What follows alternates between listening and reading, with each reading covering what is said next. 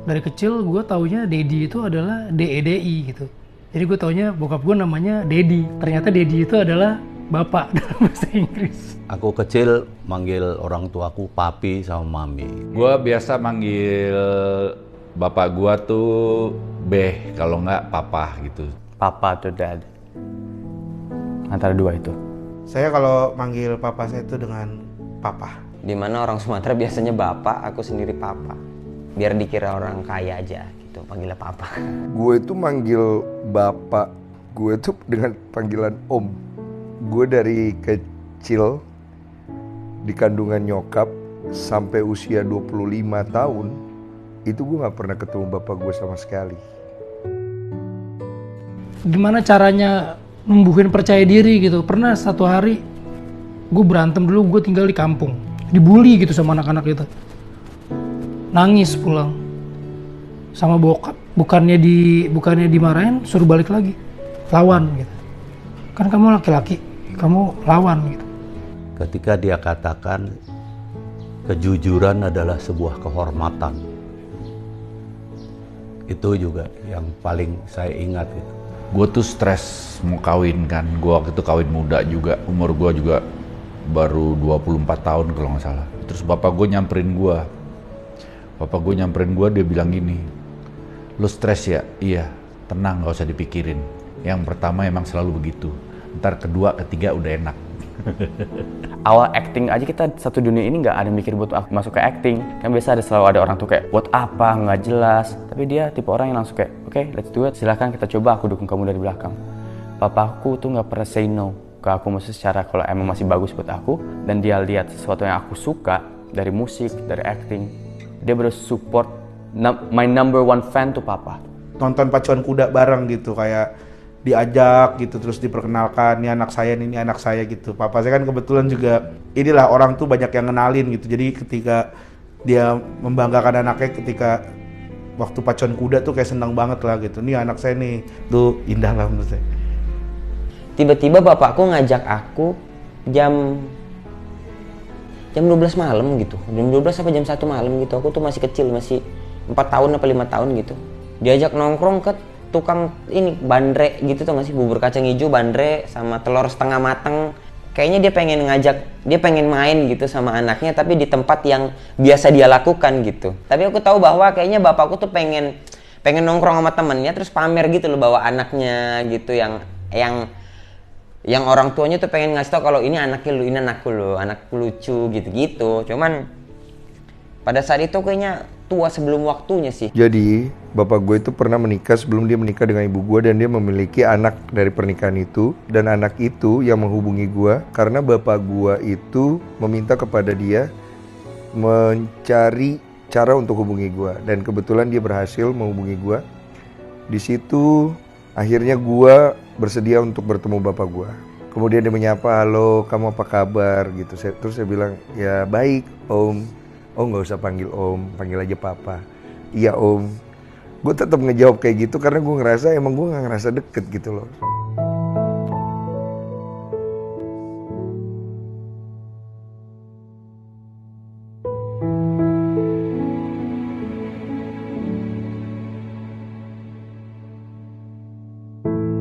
Terlalu indah dilupakan, terlalu sedih dikenangkan.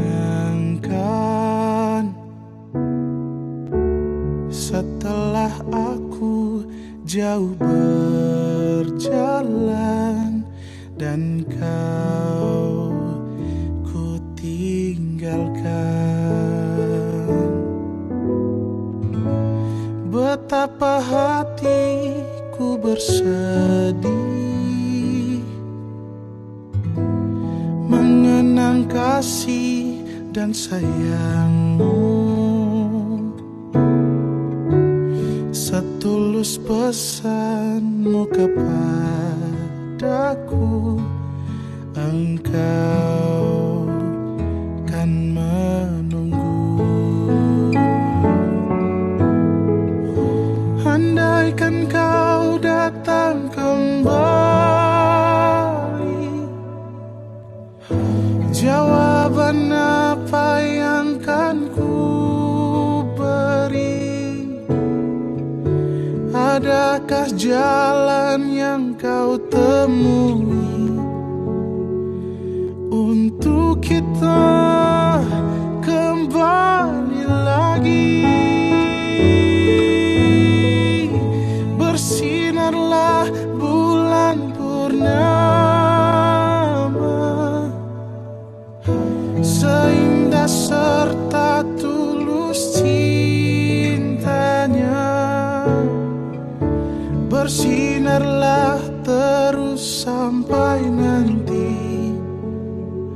lagu ini ku akhiri.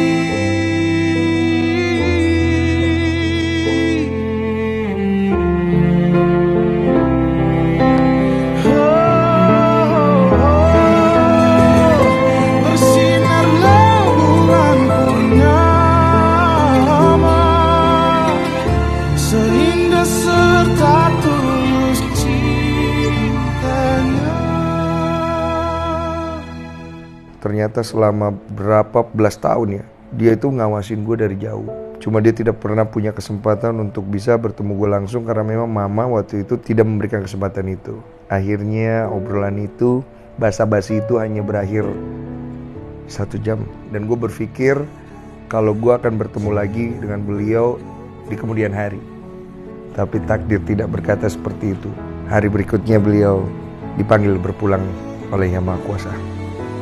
Ternyata gue nggak pernah meluk dia gitu, nggak pernah ada touch yang benar-benar deket banget gitu.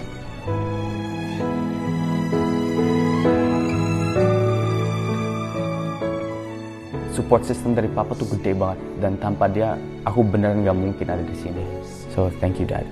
Banyak banget harapan saya kan. Kenapa saya nggak sempat minta maaf atau memaafkan atau apapun gitu. Karena memang nggak ngerti gitu. Bakal ditinggal gitu. Didikan orang tuaku, didikan bapak terutama gitu, bisa membuat aku bertahan di ibu kota gitu. Rizky pengen papa kayak dulu gitu. Kita bisa makan bareng, bisa senang bareng, bisa ketawa ketiwi bareng. Ayolah udah temenin mama, temenin masa tua mama, ngeliat cucu-cucunya pada lari-larian. Ya mungkin papa bisa bilang bahwa ya papa tetap bisa ngeliat, cuman suasananya udah beda, Pak. Andaikan kau datang kembali, jawaban apa yang kan ku beri? Adakah jalan yang kau temui untuk kita kembali lagi? Bersinarlah bulan purnama, seindah serta tulus cintanya. Bersinarlah terus sampai nanti. Oh, oh. Bersinarlah terus sampai nanti. Bersinarlah terus sampai nanti. Lagu ini ku akhiri.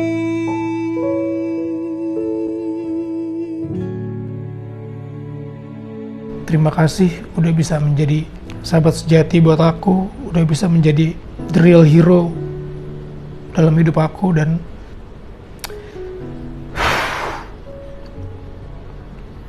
I miss you so much.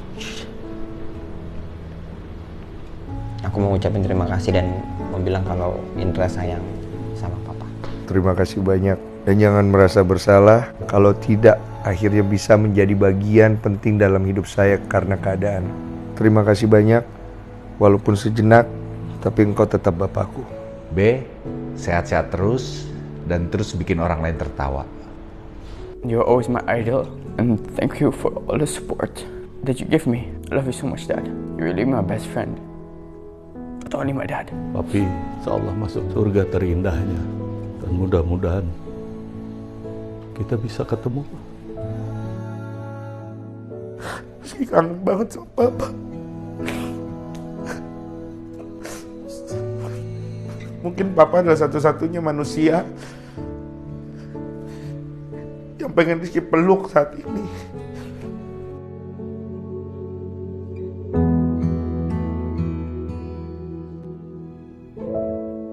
Saya pengen persembahin film ini untuk orang tua saya, untuk anak saya nanti gede kalau dia nonton, dan semua orang-orang yang masih punya masalah dengan orang tuanya dan masih memandang sebelah mata terhadap orang-orang yang berkebutuhan khusus. Dan di film ini kalian semua harus nonton karena hubungan batin itu walaupun dalam keadaan yang tidak normal sekali tetap ada.